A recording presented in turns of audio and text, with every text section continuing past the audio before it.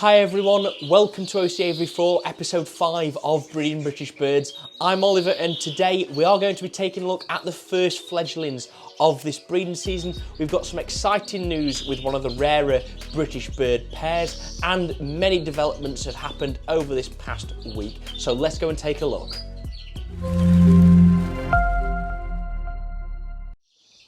So we start today's episode with the Twites. This is the rarer pair of British birds that have gone to nest for us over the past week. Now, in the first episode of the show that we saw, the hen had built up, but she'd no interest in laying any eggs, no interest in actually really going near that nest other than building it. Well, over the course of a month, as the light hours have increased, the temperatures have increased, her sexual maturity has come through. And she has now gone to nest. She laid 2 eggs a few weeks ago and did nothing with them. They've gone under canaries, but this time round she's gone to nest and there's 5 eggs underneath her and she's been sat them for 2 days. Now, there's a reason I am a good sort of way away from this cage, is that's because it is a young hen. She does seem to get spooked off the nest a little bit easier than a lot of the other birds, so I am trying to keep away from this corner of the shed for the moment. But either way, great news is that we've got some Twites hopefully on the way, and I'm looking forward to seeing how we get on. So keep your fingers crossed for us and we'll update you in next week's episode. It's not just the Twites that gave us some good news this past week, but it's also the native Bullfinches. Now, we seem to be a bit back and forth with the bullies. 1 week she's laid an egg, the next she's not sat them. So it's a bit of a pain, but this week she is back. She's laid another egg, first egg this morning, but I have actually seen her on the nest, which is quite good news. So we're going to see how they get on, but the more good news with this pair is that 2 weeks ago, we took 2 of their eggs, fostered them under a pair of canaries, and one of them was full and it is hatched. So we've got a baby bullfinch in the nest. You can see it's a few hours old. It's a little black chick, and the white chick in there is a canary. So I think it's just those eggs that are full in that nest, just those 2. So we'll see how that pair get on, but I'm hoping that'll mean that if we have got a little greedy bullfinch chick, the pair will feed it relatively well, and the canary in there will encourage them to continue feeding it because they'll usually want to rear more than 1 chick. So fingers crossed all goes okay with our little baby native bullfinch. Something with bullfinches and then them being reared by canaries is that baby bullfinches have quite a red inside of the mouth compared to canary. So in a canary it's usually pale, it's pink or yellow. Well, bullfinches it's bright red, so it does mean that it can sometimes put off the canaries. So it is something I'm going to have to keep my eye on and make sure they are feeding it. I've not really had any problems in the past. I've had greenfinches rear bullfinches before for me, and I've had canaries rear bullies for me. So I don't think there's any reason it won't be successful in that the parents won't feed that chicken, will feed the canary, but of course only time will tell. Speaking of the canaries, we know they got off to an excellent start. They've been amazing parents so far to all the youngsters. So we've got 24 young canaries rung. There's another 5 or 6 that haven't been rung yet. So we're doing a really good start so far with them. Now, we've got the oldest are some red factor chicks. They're just over 2 weeks old, but they've not jumped the nest yet because their mother is so tentative to them. Even though they're fully feathered, she sits on the nest with them all day, which I think is encouraging them to be a little bit more lazy than they should be. The feeders are doing great. We've got some mixed nests there. The cresteds actually have been really interesting to see develop because they develop a little bit differently. The chicks are bald, you know, they don't come out the same. The heads are different when they hatch. And then we've seen obviously the crests grow and develop and all the feathers grow out from one place rather than in one way. So that's been really interesting to watch because I've never bred crested canaries before. New colours, superb job.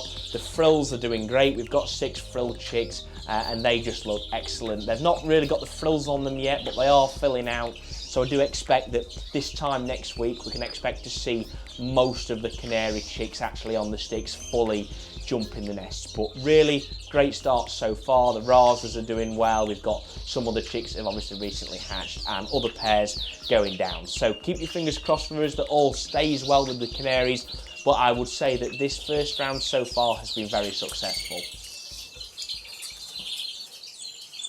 In last week's episode, we saw that finally the Redpolls have begun to make a move after a few weeks of doing nothing. And it was that pair in the far corner. The hen is on 5 eggs, and sadly I don't have any chicks to show you today, but some good news is that all 5 of those eggs are full. So hopefully, all going well, touch wood, in the next week's episode we'll have some baby Redpolls to show you, and they'll be the first of the year here at OC Aviary. But it seems that all the other pairs have kicked on. So this is a hen right here. This pair in the top, again, have gone down. They're on 5 eggs. She's been sat 2 days. So it could be next week's episode, more likely the week after. We'll see anything from them, but let's hope that they are full. For the other 6 pairs, they've been building up. This pair here have had a nest built for a few weeks. The other pairs are starting to build now, the more mature pairs and some of the younger pairs. There's the pair in the very bottom corner. They've built no nest, but she's laid 2 eggs over the past 2 days. I've seen her go into the nest, so maybe she won't build a nest, she'll just lay in the liner, and if she wants to sit the eggs and rear the chicks there, then that's fine by me as long as she does a good job. So great news with the Redpolls, and the noise levels have really picked up from them. They've been twilling to each other, they've been chattering, and it's really good to see that they are really advancing now in condition. So hopefully we will have a fairly good rest of the season with them. It probably comes as no surprise that the first chicks to jump the nest are the Siskin mules. So we had a brown pastel Siskin cockbird with a yellow dimorphic canary hen.